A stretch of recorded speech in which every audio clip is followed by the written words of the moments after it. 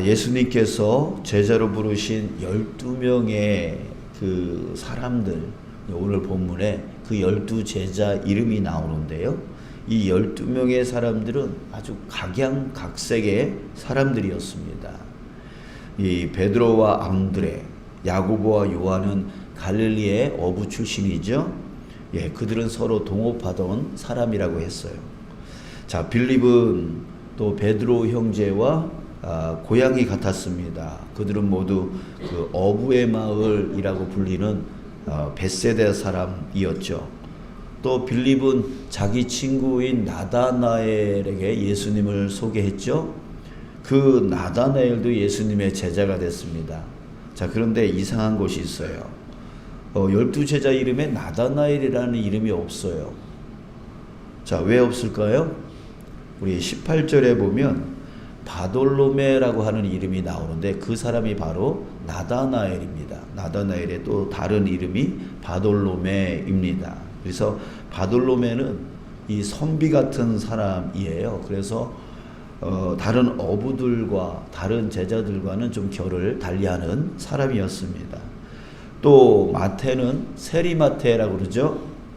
그는 가버나움에서 아주 유명한 세리였습니다.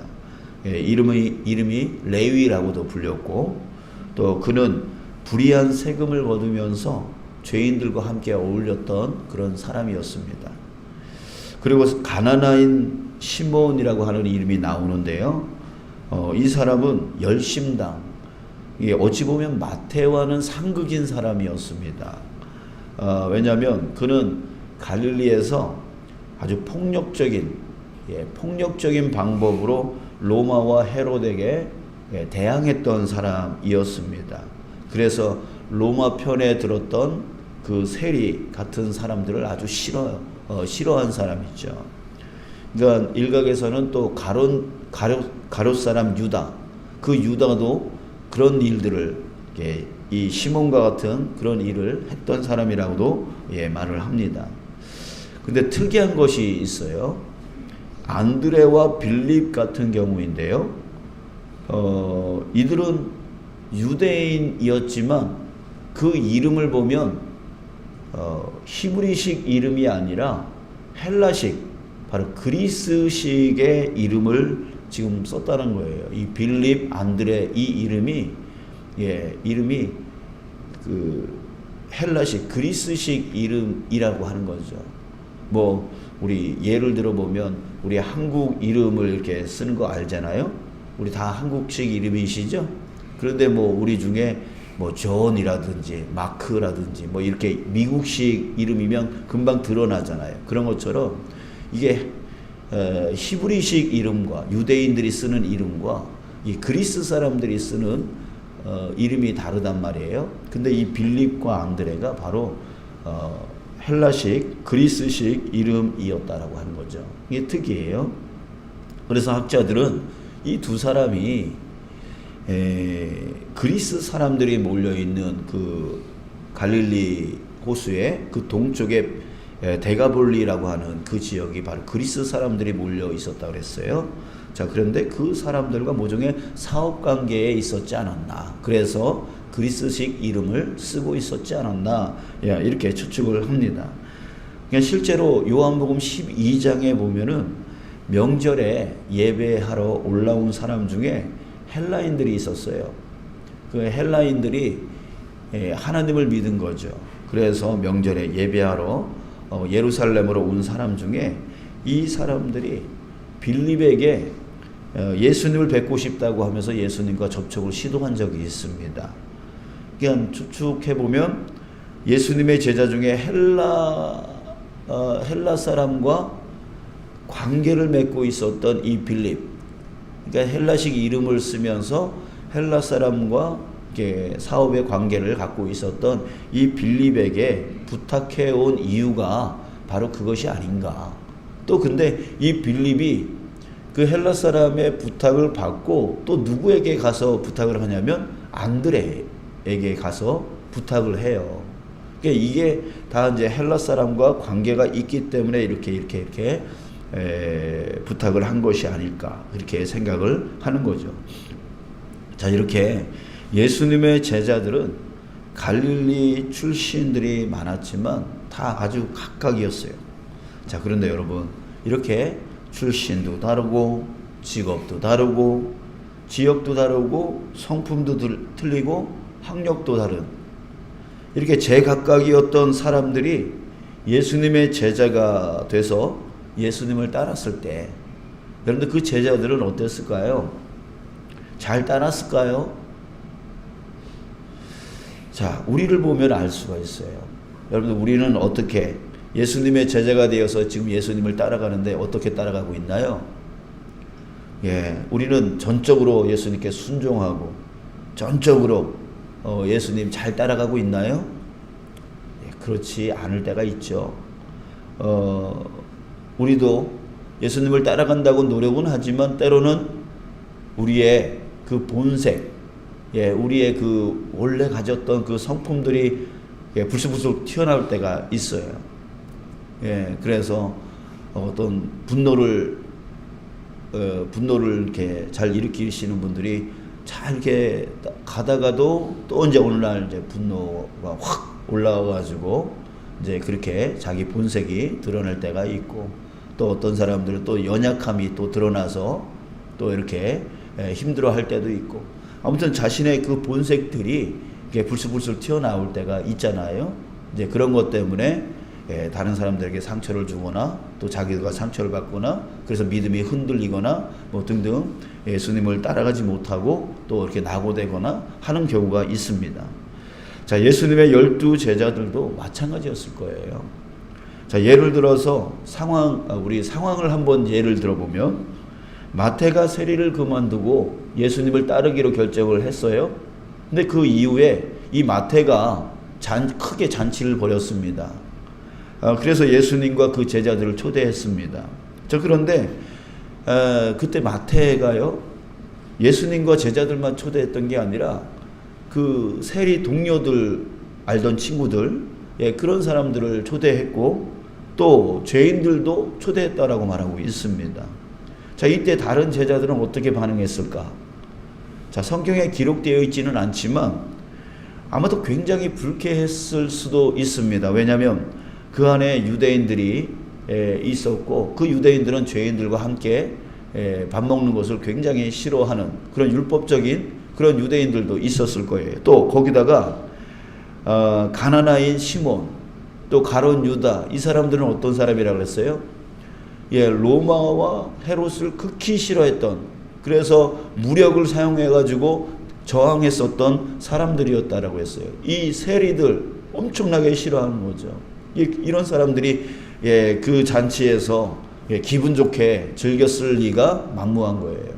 그래서 이렇게 각양각색의 그 12 제자들이 뭐 이럴 때는 또 이런 사람이 불쑥, 또 저럴 때는 저런 사람들이 불쑥, 뭐 자신들의 그 본색들이 계속 드러났을 때, 그때 그 스승인 예수는 상당히 당혹스러운 일들이 많았을 거란 말이죠. 자, 그런데요, 제각각 제자들의 그 모습 가운데에 가장 흥미로운 것은 바로 세베대의 아들, 세베대의 아들들이었습니다. 마가복음의 저자 이 마가는 예수님의 제자 이름을 오늘 이 본문에서 기록할 때 예수님께서 세베대의 아들들에게 특이한 이름으로 부르셨다라고 말하고 있어요. 17절에 보겠습니다. 또 세베대의 아들 야고보와 야고보의 형제 요한이니 이 둘에게는 뭐라고요? 보아너게. 그 이름은 무슨 뜻입니까? 곧 우레의 아들이란 이름을 더하셨으며, 예수님이 이 세베대의 두 아들들을 별명을 붙여서 불렀어요. 보아너게. 우레의 아들들아 이렇게 예수님이 부르셨대요. 자, 왜 이렇게 불렀을까요? 그냥 당시에 이 세베대의 아들들의 그런 성품이나 그런 행동들을 보고 별명을 지어준 거죠. 우레의 아들이란 하는 이 뜻은 이 뜻에 보아너게라고 이제 불렀다는 거죠. 자, 그들은 어떤 사람이었을까요? 좋게 말하면 우레와 같이 아주 열정이 있는 청년, 뭐 이런 뜻이 될 거예요. 우레라고 하는 것은 천둥, 천둥과 같이 아주 열정이 뜨거운 그런 청년들이다. 이런 뜻일 겁니다. 자, 그러지만 우레의 아들이라고 하는 말은 또 나쁘게 보면 이런 뜻이 될 거예요. 아주 성질이 아주 급하고, 번개같이 성질이 아주 급하고 아주 고약한 아이들, 이런 뜻을 생각해 볼 수가 있어요. 다시 말하면 천둥벌거숭이 같은, 천둥벌거숭이 어떤 뜻이에요? 철없이 두려운 줄 모르고 함부로 나대는, 함부로 덤벙거리며 날뛰는 그런 사람이라고 하는 그런 뜻을 갖고 있어요. 자, 그러니까 아마도 이 세베대의 아들, 이들을 예수님께서 보아너게라고 불렀던, 그 별명으로 불렀던 이유는 이 두 번째였죠. 이 두 아들들이 아주 천둥벌거숭이 같이 행동을 했다라고 하는 거예요. 우리 성경에 보면은 실제로 자기 성질을 절제하지 못하고 그대로 드러나는 일들을 목격할 수가 있습니다. 이 세베대의 두 아들들에 대해서. 예수님께서 사마리아를 지나가실 때가 있었어요. 근데 그곳 사람들이, 그 사마리아 사람들이 예수님을 받아들이지를 않았어요. 이때에 이 우레의 아들들이 탁 나와가지고 이런 말을 합니다. 주여, 우리가 불을 명하여 하늘로부터 내려 저들을 멸하라 하기를 원하십니까? 불을 내린대요. 그래서 저들을 멸한대요.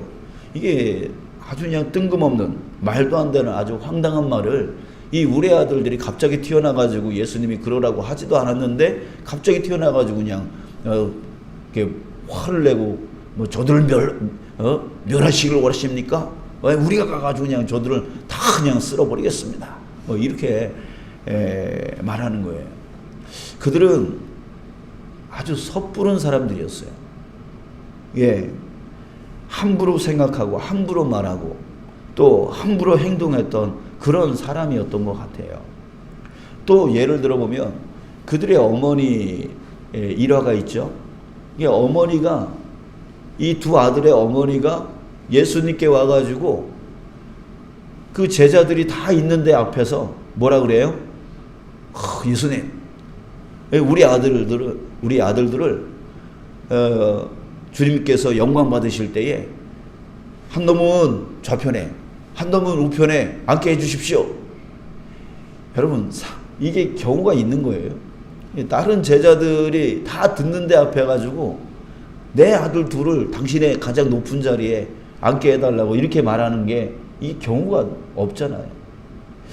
이런 거 보면은 이 세베대라고 하는 그 가정의 분위기를 좀 우리가 알 수가 있죠.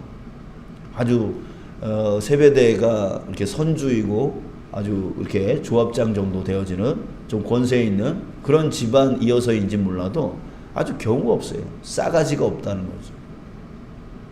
이런 걸로 우리는 추측을 한번 해볼 수가 있어요. 그 아버지나 그 어머니나 그 두 아들이나 아주 그냥 좀 요즘 말로 드라마에서 나오는 그런 싸가지가 없는 그런 가정 집안이 아니었을까? 이렇게 생각을 해보는 거예요. 참 이렇게 예수님이 그 제자들을 이끌어 나갈 때에 이런 제자들을 끌고 나갈 때에 여러분 어땠을까요? 그러니까 예수님이 십자가를 향해서 가려고 할 때에 이 제자들은 자신들의 그 본색과 그런 성품들을 불쑥불쑥 드러냄으로 인해 가지고 오히려 예수님을 도와드려야 되는데 예수님을 가로막는, 예수님의 장애물이 되어지는 그런 역할들을 하지 않았을까 이렇게 생각되어지는 거죠. 또 예를 들어 봅시다. 우리 베드로가 어땠어요? 그는 예수님께 이렇게 고백했던 사람이에요. 주는 그리스도시요 살아계신 하나님의 아들이십니다. 그래서 예수님께 칭찬을 받았죠. 받았죠. 자, 그런데 그 얼마 지나지 않아서 그는 예수님의 메시아로서의 그 길을 막는 사탄이 되어버립니다. 예수님이 이제 고난받고 죽음 당할 거라고 이렇게 말을 했을 때에 또 이 베드로가 또 그걸 참지 못하고 예수님의 그 뜻을 헤아릴 줄 모르고 또 불쑥 나와가지고 그런 일 없을 거라고, 내가 막을 거라고 라고 하면서 또 그랬다가 야 사탄아 내 뒤로 물러가라. 네가 사람의 일을 생각하고 하나님의 일은 생각하지 못한다 라고 하면서 뭐라 그랬어요? 구속을 당했어요. 자, 이게 또 한두 번이 아니에요. 겟세마네 동산에서 예수님이 붙잡힐 때에 또 이 베드로가 또 나서가지고 또 그 종의 귀를 칼로 잘라내는 그런 일을 또 했고요. 또 가야바의 집에서 예수님이 재판받을 때에 자신이 들통날까봐 예수 나 몰라 라고 하면서 맹세하고 또 저주까지 한 사람이 아닙니까? 이렇게 자기 본색을 여과 없이 그냥 드러내버리는, 그러니까 예수님의 제자이지만 예수님의 그 길을 자꾸만 방해하는 그런 일들이 드러났어요. 이렇게 세베대의 아들들이나 또 베드로가 예수님의 제자가 되었어도 자신들의 그 본색, 성질머리 이게 여전히 드러내면서 예수님의 길을 오히려 방해하는 일들을 했다는 거예요. 다만 이들뿐이겠습니까? 성경에 나오지는 않지만 다른 제자들도 또 그랬을 거란 말이에요. 가나나인 시몬이나 또 가룟 유다나 이들은 또 자신이 열심당으로서 이렇게 저 로마에 대해서 막 뭐라 그랬을 거고 또 헤로데에 대해서 또 뭐라 그랬을 거고, 그러니까 예수님이 정신을 못 차릴 정도로 이렇게 12명의 제자들은 다 제각각 나는 이게 옳다, 나는 저게 옳다 하면서 자신의 감정, 자신의 본색, 자신의 성품 여전히 드러내면서 예수님을 힘들게 만들고 당혹스럽게 만들고 그랬을 거예요. 결국은 어떤 자가 또 나옵니까? 예수님을 팔아먹는 그런 제자까지 나오지 않습니까? 자, 사랑하는 여러분, 오늘 이 말씀을 통해서 우리 자신을 한번 돌아보기를 바랍니다. 우리 자신은 예수님의 어떤 제자입니까? 정말 나 자신을 부인하고 정말 전적으로 예수님께 순종하면서 예수님을 따라가는 그런 제자입니까? 아니면 여전히 우리도 내 본색을 드러내고 내 성질머리대로 살아가는 그런 제자입니까? 우리 오늘 두 가지 말씀을 꼭 기억하는 하루가 되어졌으면 좋겠습니다. 먼저 갈라디아서 2장 20절입니다. 내가 그리스도와 함께 십자가에 못 박혔나니 그런즉 이제는 내가 사는 것이 아니요 오직 내 안에 그리스도께서 사시는 것이라.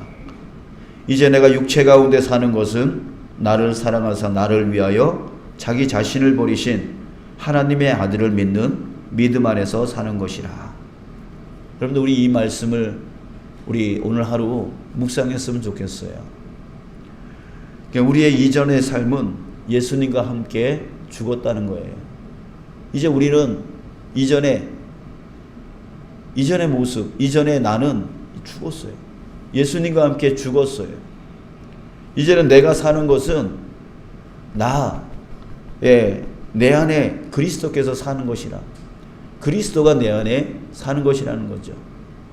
내 옛날 성품, 내 옛날 선기머리, 내 옛날 나의 본색, 이런 것들은 예수님이 죽으실 때에 우리도 함께 죽었다는 거예요. 이제는 새로운 피조물로서 예수님이 내 안에 계심으로써 예수님의 성품이 드러나고 예수님의 그 마음이 드러나고 예수님의 삶이 드러나는 그런 삶을 사는 자로서 우리가 거듭났다라고 하는 것입니다. 여러분, 우리 오늘 하루 이 말씀을 묵상하면서 정말 예수님의 내 본색이 아니라 예수님의 성품이 드러나는 자로서 살아갈 수 있기를 기도하며 나가는 시간이 되어졌으면 좋겠어요. 자, 두 번째 우리가 기억해야 될 말씀은 마태복음 16장 24절 말씀입니다. 누구든지 나를 따라오려거든 자기를 부인하고 자기 십자가를 지고 나를 따를 것이니라. 자, 여러분, 자기를 부인하고 자기 십자가를 짊어지라 라고 했습니다. 여러분, 우리 이제 우리 주님 앞에 우리 기도합시다. 내 성질머리, 내 본색, 이런 것들이 예수님의 징검다리가 되어지는 게 아니라 오히려 예수님의 걸림돌이 되어진다라고 생각되어진다면, 주님, 오늘 나를 고쳐주십시오. 오늘 내 안에 있는 이 나의 주님을 방해하는 이 본색과 이 성질머리를 주님 오늘 깨뜨려 주시고 성령으로 충만케 해주셔서 성령의 9가지 열매, 사랑과 희락과 화평과 오래 참음과 자비와 양성과 충성 오주 절제의 그런 성품들이 내 안에서 드러나게 해달라고, 그래서 주님의 징검다리가 되어지는, 주님을 온전히 따라가는 그런 제자 되어지게 해달라고 오늘 이 시간에 우리가 기도하고 오늘 하루의 삶으로 나아가는 저와 여러분들 되어지기를 간절히 소망합니다.